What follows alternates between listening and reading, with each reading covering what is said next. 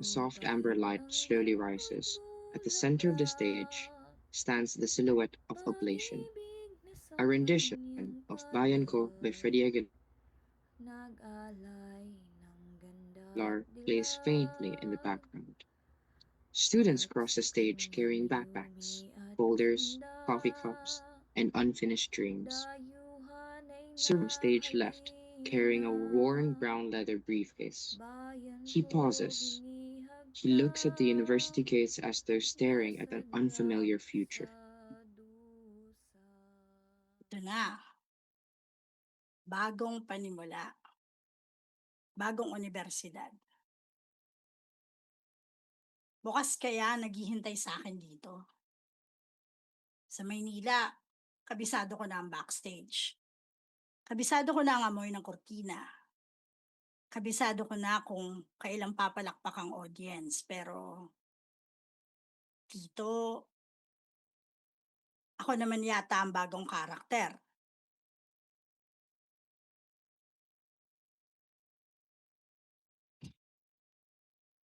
Tahimik na universidad. Pero minsan, ang pinakatahimik na lugar ang may pinakamaraming kwento.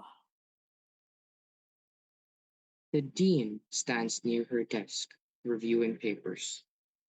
A knock. Come in. Sir Ron enters politely. They shake hands. Magandang umaga, Sir Ron. Ikaw ang bago naming Theater 11 professor. Magandang umaga po, Dean. Opo, handang-handa na po ako magturo at makilala ang mga estudyante ng UPOU.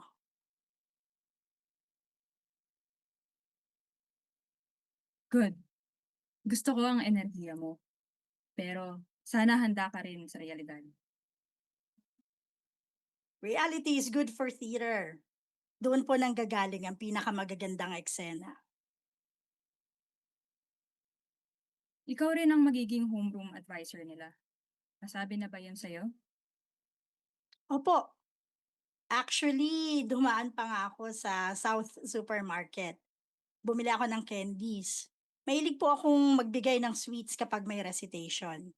Mas madali po kasing magsalita ang estudyante kapag nararamdaman nilang ligtas sila. Interesting. Most professors demand discipline first. Ikaw, comfort. Hindi po kasi natututo ang tao kapag takot. You'll need that philosophy. Dahil sa klaseng hahawakan mo, medyo magulo. Ma'am, teatro po yan. Kapag walang gulo, walang kwento. Hindi mo pa sila kilala. The dean walks with Sir Ron through the hallway. Students pass by, some energetic, some exhausted, some utterly lost. Sa klaseng ito, bagong buo. Lahat sila nanggaling sa iba't ibang direksyon. May transferee, may irregular, may working student, may iba hindi natanggap sa universidad. May mga muntik ng sumuko. At bakit po nila pinili ang theater? Hindi ko alam kung theater ang pumili sa kanila o kung sila ang tumatakbo papunta rito. Basta lahat sila may dinadala. Every Theater 11 class ends with one thing.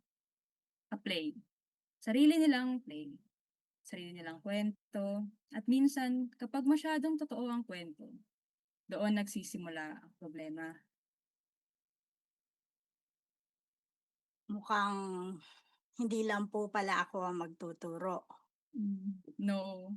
Minsan, magiging tagapakinig ka. Minsan referee. Minsan, therapist. At minsan, ikaw rin ang matututo.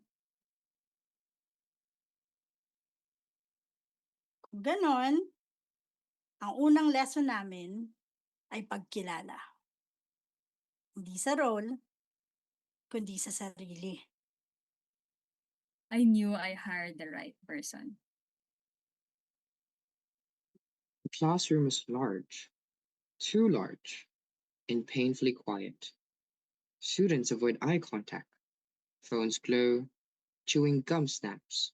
The dean enters with Sir Ron. Good morning, class. This is Sir Ron. He will be your Theater 11 professor and your homeroom advisor.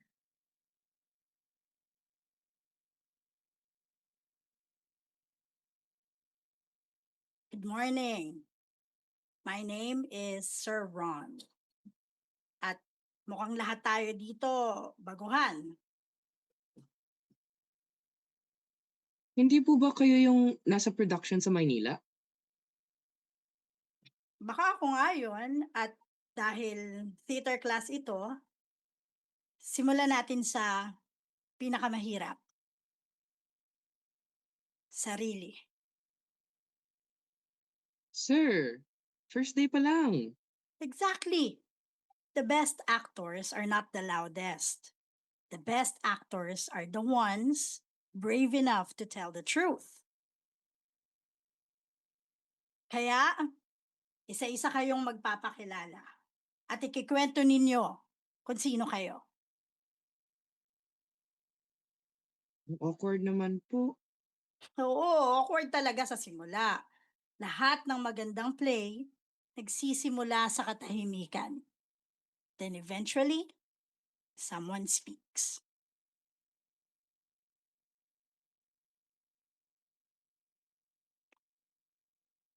Okay, sige, random tayo. Walang bias. At pagkatapos ninyong magsalita, may candy kayo.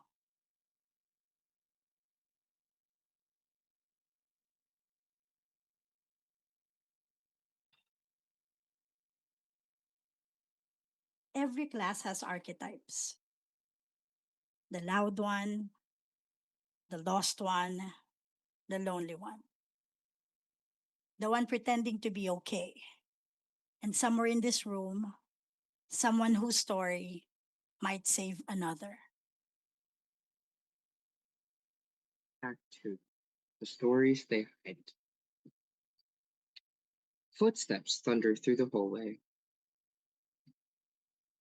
Diana runs into view, sweating, out of breath, still wearing part of her work uniform.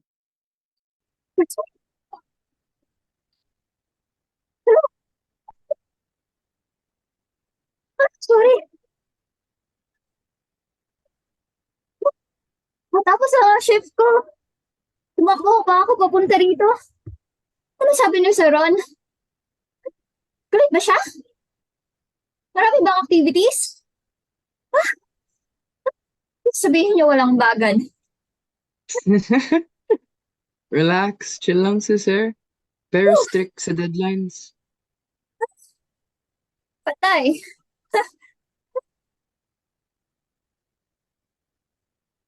Kailangan talagang magaling kang mag-juggle kapag mahirap ka. School, work, bills, tulog. Actually, walang tulog. Scene 3. Diana's apartment. A cramped apartment. 2 roommates asleep. A dim desk lamp. Unpaid bills. Playwriting books. An empty rice cooker. The blinking cursor on her laptop feels louder than the silence.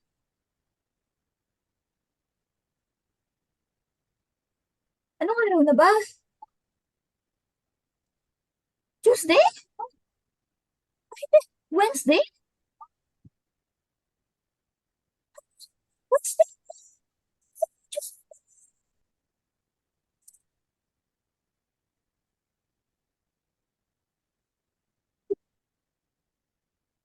Hindi ko na-afford ng walang pera. Walan pa ako ng utang. Itlog, kape, sabon, Kape ulit? Wow! Napaka-poetic ng buhay ko.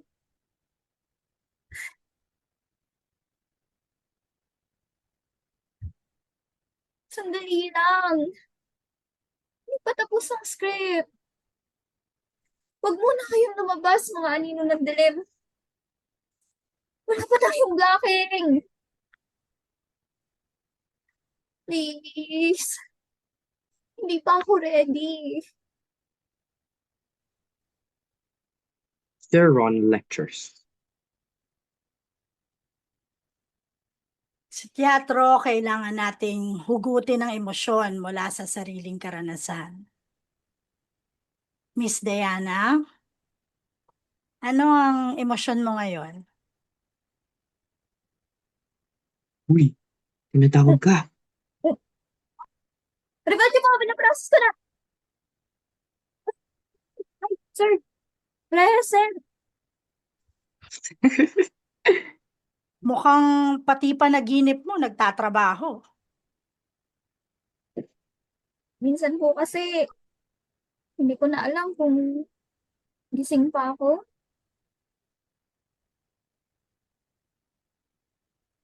Ayan. Nakapag-submit ka ba? Hindi po. Nakatulog ako sa harap ng laptop.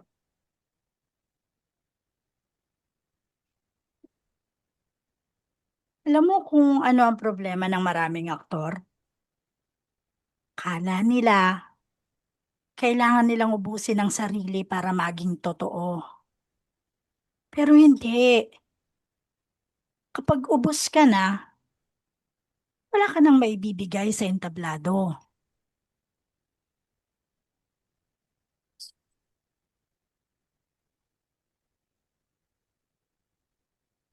Pag wala na akong choice. Pag huminto ako ng trabaho, ano na yung mga pangarap ko? Baka huminto rin yung mga pangarap. Then, let this classroom become the one place where hindi mo kailangang magpanggap, Diana. Na kaya mo ang lahat.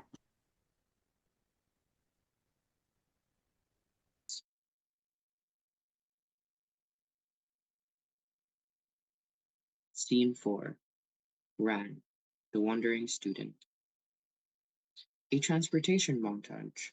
Jeepney sounds, train noises, crowded terminals. Ran carries a bag close to her chest, like armor. Bawat biyahe papuntang universidad, parang paalala na malayo ako sa lahat, sa bahay, sa sarili, sa ibang tao. Excuse me po, saan po ang PNC classroom? Ate, rooftop yan. Hindi naman sila masama, natatawa lang. Pero minsan, nakakapagod maging taong laging hindi alam kung saan pupunta. She eventually reaches the correct classroom.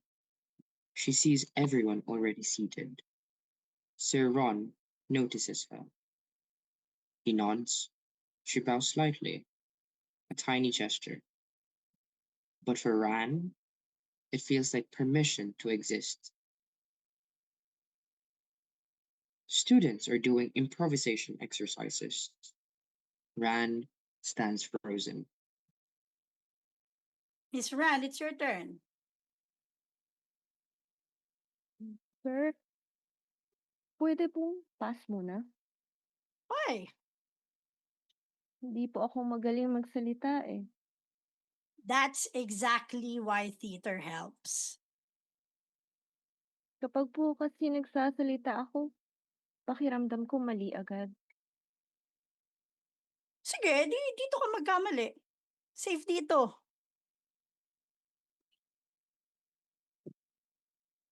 Hello, ako po si Ran at madalas po akong mawala, not just directions, pati po sa buhay. But this time, No judgment. Understanding. Scene 5. May. Okay ka lang? Konting antok lang. Kunti.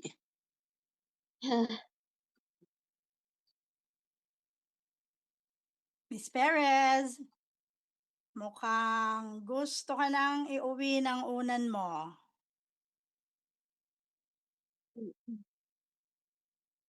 Nakakatawa, no? Lahat gustong matulog. Ako, hindi ko magawa. Nakatulog ka ba kagabi? Hindi po. Anong oras ka nakatulog?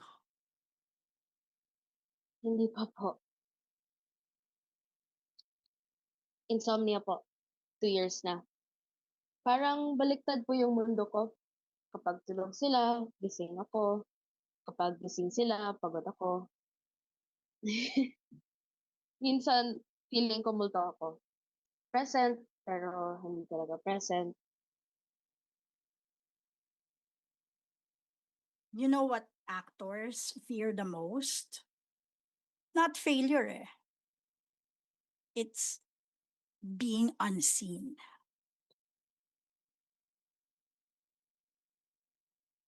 May nakita kita. That's why I asked.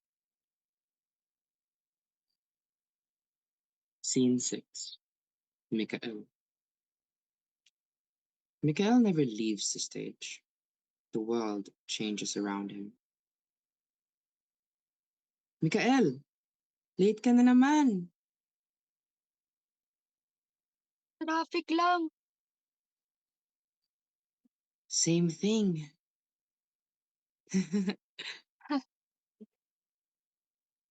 Kapag mali ka, kahit anong explain mo, mali ka pa rin. Kumain ka na? Oo. Okay lang ako. Parang okay lang ako lagi. Kahit hindi naman. Mikael, kain ka dito. Kagroup ka namin. Sure ba kayo? Baka pabigat lang ako. Mas mabigat kung kulang tayo. Sit down. Sanay kasi ako na hinahanap lang kapag kailangan. Di naman ganun dito. Minsan lahat tayo main problem. Akala ko noon, audience lang ako eh. Tagapanood ng buhay ng iba.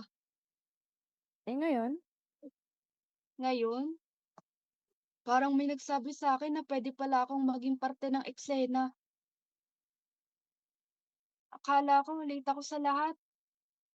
Pero baka hindi naman pala. Maybe some people just arrive when they finally believe they deserve a seat. Scene 7. Raph. The hermit student. For your next project, by group.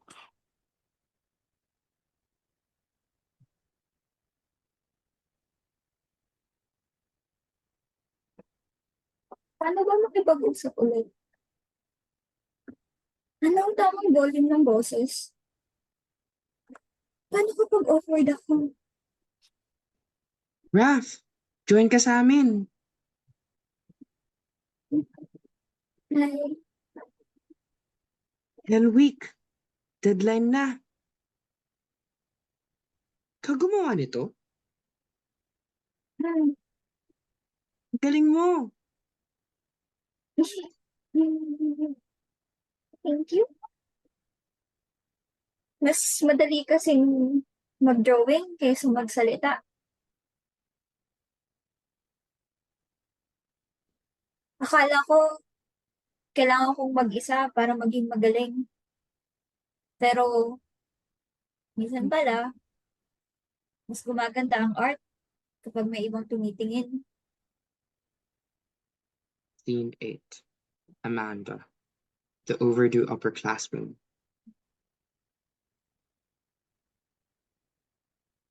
Leroy Jenkins!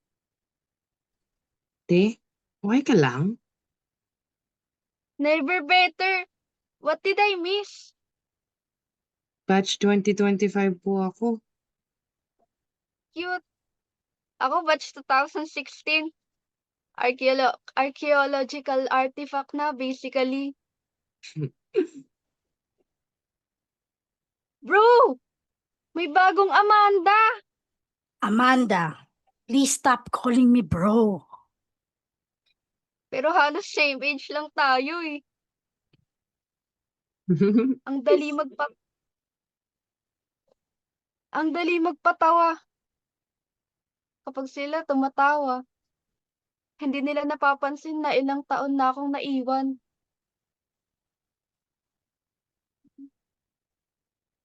Kapag matagal ka na nasa universidad, parang nagiging multo ka. Kilalang mukha, pero walang nakakaalam kung bakit nandito ka pa.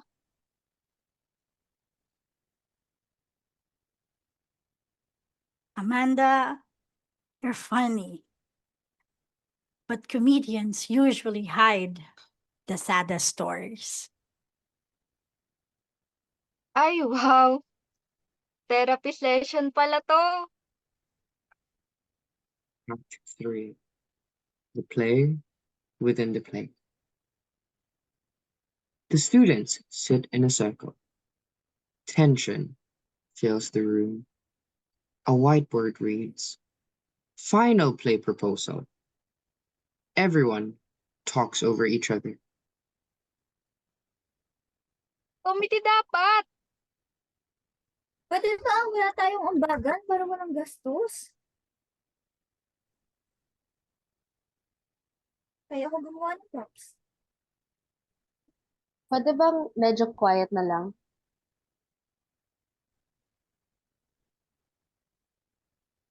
Walang quiet sa production.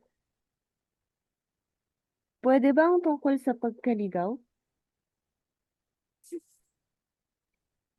Actually, pwede. Sir Ron watches quietly, not intervening. The students continue arguing. Sorry. Eh, anong kailangan? Yung props ko. Okay. You want to know the secret of theater? The best plays are not about heroes. They are about people trying to survive, trying to belong, trying to be seen. So write that. Write yourselves. Act 4. Climax. Chaos backstage. Missing props, power fluctuations, costume panic. Diana nearly breaks down. Di ko Kaya mo! Nag-makeup nga ako nang walang tulog eh. Well, that's not very inspiring.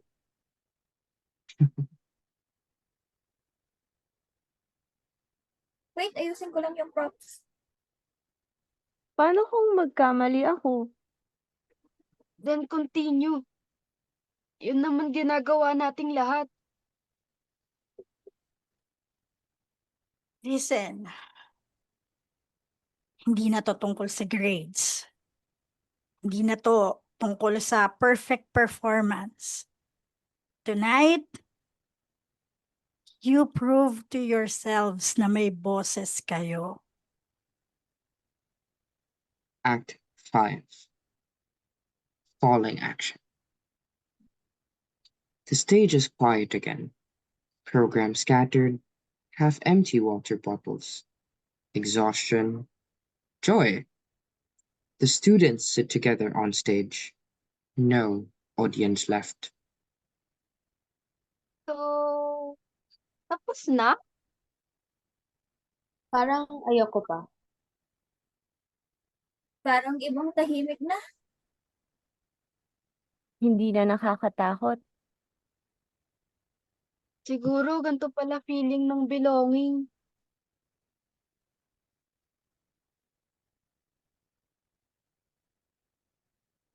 Congratulations. Hindi lang kayo gumawa ng play. Guys, gumawa kayo ng tahanan. Epilogue. The same place from the beginning, but warmer now. The students pass by one another comfortably, laughing, talking, alive. Sir Ron stands near the oblation.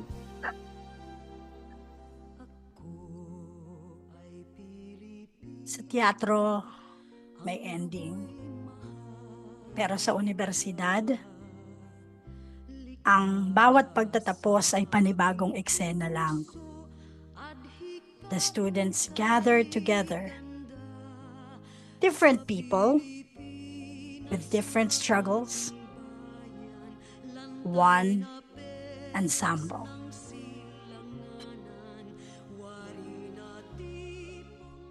UPOU, UPOU. Universidad kong Universidad Minumutya. kong Minumutya. Minumutya.